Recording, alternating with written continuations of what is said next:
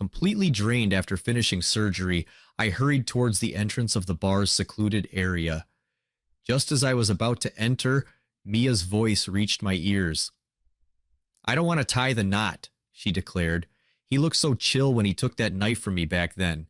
But now, seeing that scar on his forehead just grosses me out." Without waiting another second, I swung the door open. "Then let's split," I replied. Mia casually leaned against her friend's shoulder, showing no interest. As I made my exit, she gave me a disdainful look.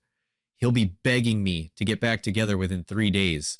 Girls, any ideas on how to make Alex quit chasing me for good?" But just 2 weeks later, she was the one hitting me up from different numbers. "Alex," she said, "are you done yet? This is so annoying." To her surprise, it was a woman's voice on the other end. "He's in the shower. Do you need something?" Mia snapped back angrily. "Sophie, I thought you were my bestie, and now you're stealing my guy." I slammed the door open, locking eyes with a shocked Mia. "Did you really say that?" Everyone in the room turned to stare at me, stunned. I recognized everyone there, 4 of Mia's high society girlfriends, and 2 wealthy guys known for their wild parties. The guy next to Mia was her old friend Kenji. When he saw me, he visibly flinched. I knew him. His mother was seriously ill and being treated at our hospital. His family was already struggling financially, with his dad borrowing money left and right. Yet here he was, acting carefree with a bunch of rich kids. Mia glanced my way as I walked in, letting out a cold laugh. She moved closer to Kenji, acting totally indifferent. "Alex, didn't you always say you were too busy to hang out with me? Well, now I found someone to keep me company." She wrapped her arm around Kenji's and rested her head on his shoulder. The sight hurt, but I kept my cool. "We're getting married. What's this supposed to mean?" A week ago, Kenji had given her a Hermes bag worth 50 grand. I had strongly objected to her accepting it, promising to buy her a new one after I got paid next month, but she brushed me off, saying, "If you won't buy it, and someone else will, who are you to tell me what to do? It's a gift. Why shouldn't I keep it?" Now Mia looked at me with disdain. "Marriage? Sure." She placed Kenji's hand on her thigh. "Since you heard everything, let's be clear. You need to get scar removal surgery first. The scar might be shallow, but it's a real eyesore. Don't you think so when you look in the mirror?" My heart ached sharply. 5 years ago, I had saved Mia from a thug and took a knife meant for her. The blade had sliced across my forehead, nearly blinding me. I had dreamed of growing old with her, but now she was repulsed by the scar I got for her. It wasn't really about the scar, though. Like Mia said, she was tired of me, and everything about me annoyed her now. The scar she once saw as a badge of honor had become an ugly mark. "What if I say no?" I asked, my voice unexpectedly calm. Mia scoffed. "Alex, there are so many guys chasing after me. Do you think you're the only one willing to take a knife for me? You expect me to be grateful for a lifetime over that one incident? You think you can use that scar to guilt-trip me forever?" Suddenly, she felt like a stranger. After I saved her, she had insisted on being with me. She used to wait for me outside my dorm every day, shyly handing me homemade lunches. She bombarded me with messages, sometimes even ranting if I took too long to reply just to stay close. Eventually, I gave in and started dating this loud, insistent girl. I had tolerated all of Mia's quirks, but never expected she'd one day grow tired of me. "Is that so?" I said softly. "Then let's split." My words hit like thunder, freezing the smile on Mia's face. She stared at me, almost in disbelief. Whenever we argued, she was always the one to bring up breaking up, but I had never said it. This was the first time. "Split," she repeated, raising an eyebrow like it was the funniest joke ever. "Have you gotten cocky after all this time together, Alex? Do you really think you're in a position to break up with me?" Lily, sitting next to Mia, tried to ease the tension. All right, Mia said, getting up. "It's my birthday today, and I invited some guys to have fun." She hadn't paid attention to anyone all night. "You're always so understanding.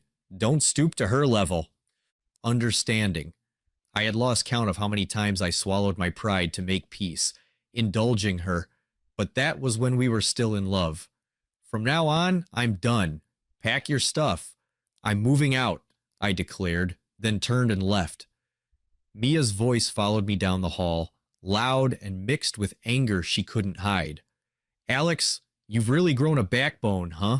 If you walk out that door, don't ever come back. I ignored her and walked out without a second thought. In the corridor, I could vaguely hear Mia's words. Want to bet he'll come crawling back tomorrow like a puppy? Don't I know him? She added, as if that wasn't enough. What will it take for Alex to give up on me for good? Maybe I just won't show up on our wedding day. I shook my head, smiling bitterly, and blocked all of Mia's contacts. I left the bar and sat in my car, unable to calm down as memories of Mia's chatter replayed like an old movie. In those moments, she used to say, "You think I'm annoying? Well, I'm gonna annoy you for life. You can only be with me. Marry me." When I pushed her away and took that knife, she'd say, "Wow, I thought you were the coolest guy in the world, Alex. How many kids should we have? If we have kids, will you ignore me then?" Maybe she had long since grown tired of me, and tonight I just happened to hear it. I went home, packed all my clothes, and the next day contacted an agent to find an apartment. I eventually settled on a loft-style place with space upstairs for my medical books. The apartment was close to the hospital where I worked, just a 10-minute drive away. 2 days passed without a word from Mia. Of course, I wasn't going to reach out to her either. 5 years of dating ended just like that. As a surgeon, I was busy every day, so I had no time to dwell on a failed relationship. That night, after my last gastrectomy, it was already past 9. I took off my surgical gown and saw Ben's message from 10 minutes ago, inviting me out for a drink. I rubbed my sore neck and headed to the bar he mentioned. It was a quiet bar with soft background music, not noisy at all. Huh, you broke up with Mia. When did that happen? Weren't you two about to get married? Didn't she adore you? Ben fired off questions like a machine gun, making my head spin. I took a sip of my drink. We split up a few days ago. Yeah, she adored me. Now she's tired of me. Ben sighed. Wow, people change fast. When you were in residency, she used to wait at your dorm every day like a little wife.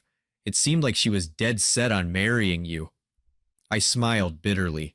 I couldn't reconcile the image of Mia clinging to me back then with the Mia from the bar that night. My second kid is almost here, and you're still single, Ben said, raising his glass. Need me to set you up with someone? No thanks. Not planning on jumping into anything new. Maybe when my family starts nagging me to get married, I replied, downing my drink. Ben quickly grabbed my glass. Whoa, you're a lightweight. Are you trying to drown your sorrows and leave me with the tab? But the glass was already empty. Ben drove me home, and I was sober enough to walk straight and find the right building. But once in the elevator, my vision started blurring. I fumbled for my keys, my whole body feeling light as if it were on fire. The clink of the key against the lock echoed loudly in the quiet hallway, but the door wouldn't open.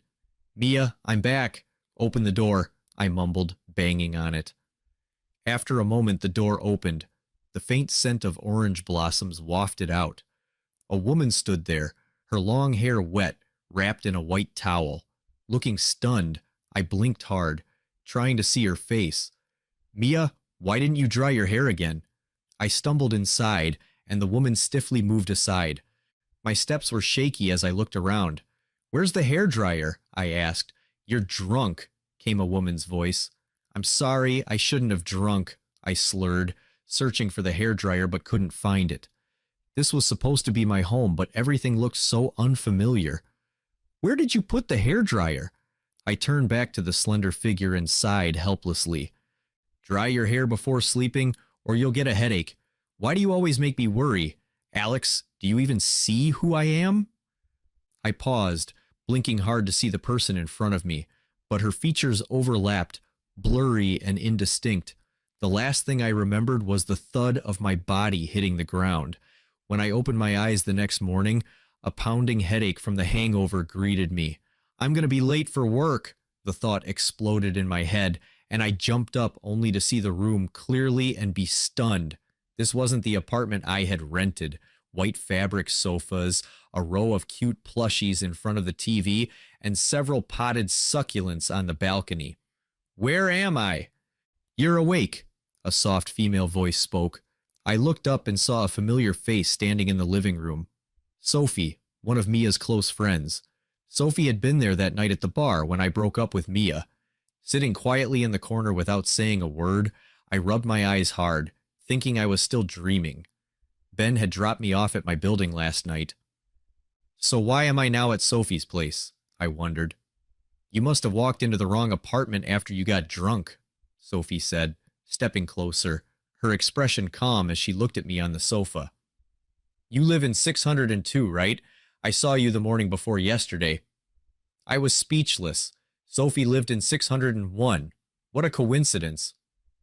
Aren't you supposed to be at work today? Sophie asked. I checked the date on my phone and sighed in relief, shaking my head mechanically. Sophie suddenly laughed for some reason, a small dimple appearing at the corner of her mouth. Don't worry, you behaved just fine. Didn't do anything you shouldn't have.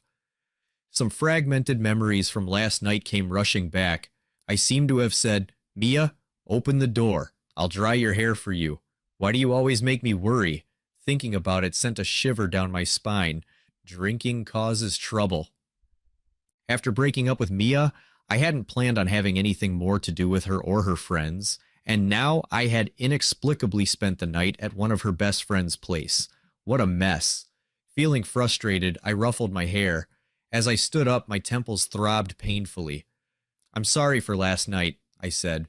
Regardless, it wasn't right for me, as a man, to drunkenly barge into a woman's home. It's okay, Sophie shrugged. I was just about to head out. All right, I said. As I was about to leave, I noticed a pendant hanging from the jewelry box on the nearby table. It looked familiar, a delicate teardrop-shaped jade pendant, with gold wire wrapped around the top to secure it to the chain. Half a month ago, Mia had watched a short video and said she envied girls who received handmade gifts from boys when they were in school. I went to a friend's jade carving shop to learn how to carve jade, though I wasn't very skilled. I carefully selected the jade, polished it into a teardrop shape, and wrapped the top with fine gold wire to ensure it was securely attached to the chain. The jade pendant necklace at Sophie's place was identical to the one I had given Mia, even down to the tiny flaw on the edge. This, I said in confusion, looking up to meet Sophie's eyes. There was a flicker of unease in hers, and she quickly looked away, hurrying to the door. I'm late for work. Lock the door and leave the key under the mat, she said, almost running out. I stood there, dazed. I hadn't interacted much with Mia's group of friends, and I had hardly spoken to Sophie. She had just returned from abroad last year, graduating from a prestigious university. Mia had mentioned that Sophie pursued fashion design despite her family's objections and was now an associate editor at a fashion magazine. Sophie had also attended Mia's birthday party this year. Unlike the outgoing and lively girls in the group, Sophie was always quiet and seemed hard to approach. If the necklace was the one I had given Mia, why was it at Sophie's place? And stranger still, why did she seem so nervous? When I gave Mia the pendant, she had turned her nose up at it. Could it be that she didn't like it and gave it away? Forget it. It didn't matter anymore. I left Sophie's apartment and returned to my own. Just after washing up, I received a call from an unknown number. Hello, I said. I thought it might be a delivery, but there was no sound from the other end. Hello, I repeated. After a long pause, Mia's voice came through, her usual bossy tone intact. Alex, it's been days, and you still haven't come to apologize? Is your temper getting worse? I closed my eyes, taking a deep breath. We're broken up. Please don't call me again. Mia laughed. Break up? Did I agree to that? Kenji is just a good male friend. I only had him keep me company to make you jealous. You didn't really take it seriously, did you? Alex, why are you so petty? I said nothing, ending the call. Moments later, Mia called again, and I immediately blocked the number. That night, during my shift, I hadn't expected Mia to find me in person. She tossed a late-night snack onto my desk, her voice full of arrogance, and I don't know what's gotten into you lately, but I'm giving you a way out. Take it while you can. If I really get mad, we're done for good. I paused, holding my pen, then slowly looked up at her. Mia met my gaze, her expression nonchalant. That necklace I gave you, why haven't I ever seen you wear it? I asked. Do you even love me? That ugly necklace, how could I wear it out in public? Mia seemed to think my question implied I wanted to reconcile, and she started acting coy again. She pointed at the scar on my forehead and said, I wasn't joking the other day. That scar on your forehead is ugly. Really jarring. Get it removed, and then we can get married. I laughed coldly to myself. Get out, I snapped. Stop bothering me. Okay, you don't want to get married. And I have no intention of marrying you, Alex. You're really pushing it, Mia shouted, kicking the leg of my chair in anger. Split. Fine. But if you're a real man, don't come crawling back. She slammed the door and stormed off. My life gradually settled into a routine. For the next month, I was busy going back and forth between home and the hospital, preparing a paper for a medical journal. Patient number 32, Sophie. Please proceed to consultation room 4. When the patient walked in, I wondered if it was someone with the same name, but it was really Sophie. Since that night when I had accidentally spent the night at her place, we had occasionally run into each other in the elevator, but only exchanged nods.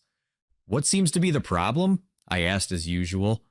Sophie stared at me for a few seconds before answering. I was previously diagnosed with gastroesophageal reflux, but recently my loss of appetite has gotten worse. I feel uncomfortable after eating. I nodded thoughtfully. Are your meals regular? What about your bowel movements? Any frequent constipation or diarrhea? Sophie looked embarrassed. Mostly just 1 or 2 meals a day. My bowel movements are okay. I gave her an inquiring look. If you're worried about doing an endoscopy, you can start with an abdominal ultrasound and a fecal occult blood test. If you haven't eaten breakfast, you can get in line for the test now. She nodded. All right. Sophie stood up and took the prescription slip from my hand. When she reached the door, she suddenly said, Dr. Wong, this is the second time I've seen you in a white coat. Before I could react, she had already closed the door. As the next patient entered, I didn't dwell too much on Sophie's words. That evening, when I got home, Sophie's door across the hall opened just as I was about to enter my apartment. Did the test results come back? I asked. Everything okay? Yeah, it's the usual problem, Sophie replied. I nodded and was about to go inside when she suddenly called out, Wait, I have something for you. A few seconds later, Sophie came out holding that necklace. When I left your place that day, I was packing up and told you to throw this away, Sophie said, gripping the pendant tightly. But I didn't. I kept it. If it bothers you, I'll give it back now. Before I could say anything, she quickly added, If it doesn't bother you, I'll keep it. I was speechless. If I couldn't understand what Sophie meant by now, I'd be plain dumb. Sophie, you. But I didn't get a chance to finish. She spoke first. Alex, I like you. She seemed to have gathered all her courage to say it, and continued in one breath. I made an appointment with you last year before I knew you were Mia's boyfriend, and I liked you then. But the next day, I saw a photo of you two on her social media, and I realized I was too late. As a doctor, I saw many patients every day, so I didn't really remember treating Sophie. She said, I know it's selfish, but the night you broke up, I was cheering inside. Maybe fate wanted to give me a chance.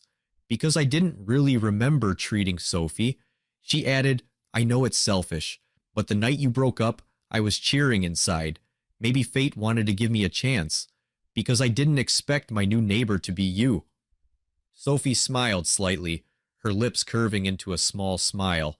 Dr. Wong, now that you're single, can you give me a chance? I froze, not expecting her to be so direct. Take a week to think about it. Okay, Sophie tilted her head, her eyes full of hope, afraid I'd reject her. She turned and went inside, closing the door. I let out a bitter laugh. Even if I were to start a new relationship, it shouldn't be with one of Mia's friends. The next day I was on my usual rounds. During lunch break, I saw a familiar figure in the hospital lobby. It was Mia. The man next to her turned around just then. Through the crowd, my eyes met Mia's. She looked startled for a moment, then immediately grabbed Kenji's arm. Looking at me provocatively, I just glanced at her before stepping into the elevator, but something unexpected still happened. That evening, after reviewing some special cases, I left the hospital and felt two people following me. The thought barely crossed my mind when they quickened their pace and caught up with me. A glint of light flashed in the darkness, a knife. I was about to run when something struck the back of my knee. I stumbled, and the two men quickly closed in. One of them yelled, "Damn it, you're the heartless doctor. My mother could have lived for years." He cursed, and his knife swung toward me. I dodged just in time. He raised the knife again, and I kicked him in the knee, pinning him to the ground. But the other guy raised a brick, ready to smash it onto my head. At that moment, a slender figure rushed over. She grabbed the man's wrist, but he shoved her away, causing her head to hit the railing behind her. "Sophie!" I shouted. The commotion quickly drew attention, and the two men tried to run but were caught by several security guards rushing over. I picked Sophie up and ran to the emergency department. Blood covered the back of her head. She groaned softly, her face contorted in pain. "It hurts." Sophie winced. My heart pounded as I placed her on a gurney and reported her condition to the on-duty emergency doctor. Sophie was immediately taken for scans and bandaging. The results came back quickly. A moderate concussion. I looked at her pale face, my voice stern. "That was so dangerous. Why did you rush over? You should always prioritize your own safety." "Understand?" Sophie pouted, her voice aggrieved.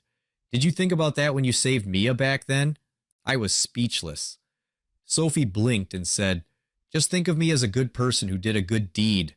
She then half-jokingly added, "Dr. Wong, don't feel so burdened. I'm not asking you to marry me, you know." Seeing her wrapped in white bandages, yet still joking, I sighed helplessly. "I'm not that great. If you date me, you might be disappointed." "You might," Sophie interrupted.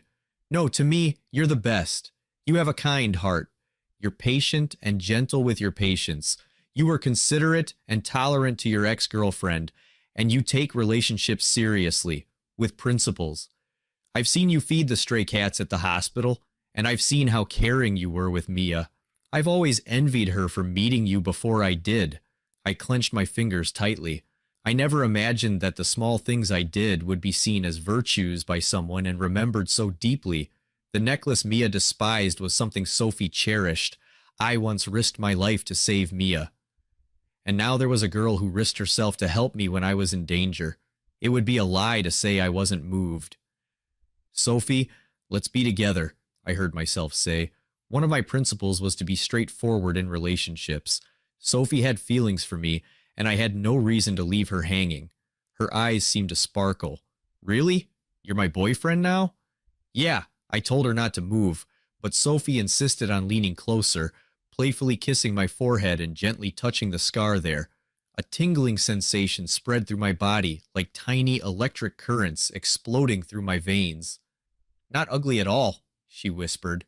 Then she curled up under the blanket, hiding her blushing face. I thought I'd let her cool off for a couple of days, but it's been over a month now and she still won't talk to me. She's blocked several of my numbers. Mia complained, sprawled listlessly on the sofa. Something crossed her mind, and she scoffed. "Does Alex really think I'll be the one to back down first?" In her dreams, Lily lit a cigarette and said, "If you give in this time, it'll happen again. He'll have the upper hand in the relationship from now on." She paused. "By the way, where's Sophie?" Just then, the private room door opened. Sophie walked in, wearing a black dress with a teardrop-shaped jade pendant necklace hanging around her neck. Mia's expression froze. Her eyes locked onto the necklace. "Sophie, that necklace around your neck, isn't that the one I told you to throw away?" Sophie nodded calmly. "Yeah, I liked it. Thought it'd be a waste to toss it." Mia pursed her lips, momentarily speechless. Lily scrutinized the necklace, realization dawning on her. "Isn't that the ugly pendant Alex gave you?" Mia stood up, walked straight over to Sophie, and said flatly, "Sophie," she paused before continuing, "give me back the necklace." Though her tone was even, there was something forceful about it. Sophie met her gaze and said, "Didn't you say you didn't like it?" Mia replied, I like it now. Is that not allowed? She held out her hand. Give it back. Sophie lowered her eyes, then suddenly smiled. Mia, you've always been like this. Bossy. From childhood to now, men and I have gotten used to it. The limited edition dresses everyone liked always had to go to you. On trips, if you got tired, we all had to stay at the hotel because of you. It's as if the whole world has to revolve around you. And you accept it all as a matter of course. She took a deep breath. You didn't want this necklace, so I kept it. And now you don't like that. Mia snapped. It's different. This was a gift from Alex. She reached out to grab the necklace. Sophie caught her wrist, reminding her, You two have broken up. Mia's face darkened. A ringtone broke the tension. Sophie took out her phone, the screen displaying the word boyfriend. Her expression softened. Hello? Yeah, just wait at the intersection. I'll be right out. Lily tilted her head curiously. Sophie, you have a boyfriend. Why didn't you tell us? When did you start dating? Recently, Sophie said, looking Mia up and down. I'll introduce him to you all some other time. I can't stay and drink with you today. Gotta go. She turned and left. The room fell silent. Lily, Mia said, turning slightly. I feel like the guy on Sophie's phone just now sounded kind of familiar. Lily guessed. Could it be a mutual friend of ours? By the way, what's going on with you and Kenji? Does Alex think you're cheating on him? Is that why? Mia loudly denied it. There's nothing between us. I was just upset that Alex was always so busy, so I wanted to use Kenji to make him jealous, to get him to spend more time with me. You're right. Alex must have misunderstood and thought there was something between me and Kenji, and that's why he's still mad.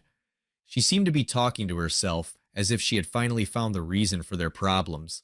Nodding, she said, Yeah, he still cares about me. Mia smiled to herself, her expression shifting. At midnight, I had just come out of the shower when I heard Sophie talking to someone on the phone in the bedroom. Alex, how long are you going to ignore me? Kenji is just a friend. I was just so angry and wanted to make you jealous, to get you to spend more time with me. You've been saying you're busy lately, never having time for me, always having excuses for not replying right away. Am I not supposed to be upset? It was Mia's voice. Sophie held my phone, saying nothing. Her eyes met mine. Mia continued, Hello, Alex, are you listening? This is the last time I'm giving you a way out. Don't push your luck. Tonight is your last chance. If you still want to marry me, let's stop this Cold War. Sophie's lips parted and she said, Mia, this is Sophie. Silence fell on the other end. I stood still, making no move. Sophie spoke softly. Alex is in the shower. If you need something, call back later. A few seconds of silence, then Mia's angry voice came through. Sophie, I thought you were my best friend, and you're stealing my boyfriend. Sophie replied calmly, I'm not stealing him. Alex and I got together after you two broke up. With that, she ended the call. I walked over to the bed, placing her cool hand under the blanket. Sophie was trembling. I pulled her into my arms, gently stroking her back. In a muffled voice, she asked, Are you mad at me? Understanding her unease, I said, Why would I be mad at you if I didn't want you to say those things? I would have stopped you just now. When I broke up with Mia that night, I never intended to get back together with her. So with you, it's clean and simple. No burden, okay? Sophie hugged me tightly. The next day, I didn't have any appointments and Sophie was heading out of town for a few days. I loaded her suitcase into the car and she patted the dust off my sleeve. Suddenly, a hysterical voice rang out. You shameless mistress! Mia's eyes were brimming with tears as she cursed. Pretending to be my best friend while secretly stealing my boyfriend. She stormed over, raising her hand to slap Sophie. I immediately held her back. Sophie squinted slightly. Mia, you gave him up. How does that make me a third party? She said. Weren't you the one who said you were afraid Alex would keep clinging to you? Now he's out of your life, just like you wanted. What more do you want? If anything, it's you who has been clinging on since the breakup, isn't it? Mia's face was streaked with tears as she stared at Sophie, her spirit seemingly drained by those few words. I sighed. Mia, it's over between us, I said. I don't regret saving you. I would have done the same for anyone. But that night, When you leaned against Kenji and called my scar ugly, I knew we were done. My heart felt like it had died in that moment. Mia, I don't love you anymore, and I ask that you not interfere in my life again. Mia clung tightly to my wrist, shaking her head. No, it's not like that. I never wanted to be apart from you. I thought you were just mad at me. I shook off her hand. Mia collapsed to the ground, her eyes full of tears. Alex, are you really done with me? Yes, there's no future for us. I couldn't be bothered to say more. Getting into the driver's seat in the rearview mirror, Mia's figure grew smaller and smaller until it disappeared.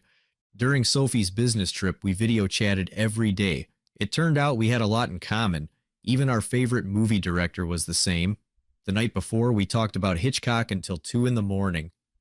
I'll have a little gift for you in your bag, I said, feeling a little embarrassed as I touched my nose while watching Sophie remove her makeup over the video call.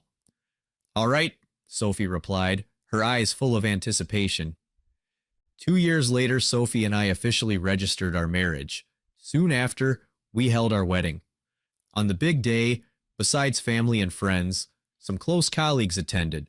I hadn't expected Mia to come. After 2 years, she was even thinner, lacking vitality, with a faint smell of bitter medicine lingering around her. Congratulations, she said, smiling at me before downing her glass of wine. I nodded, not saying much. Right after the ceremony ended, hotel staff reported that they had called the police.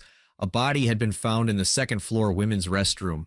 I looked at the familiar clothing and face, and my pupils constricted. It was Mia. She had taken her own life. Later, I received a letter from Robert. It contained only a few sentences. I'm sorry, I know. As a doctor, you despise those who treat life lightly, but if I can't be your bride, how else could I make sure you'd remember me for the rest of your life? Alex, in the next life, let me be the one to spend my life with you. Okay,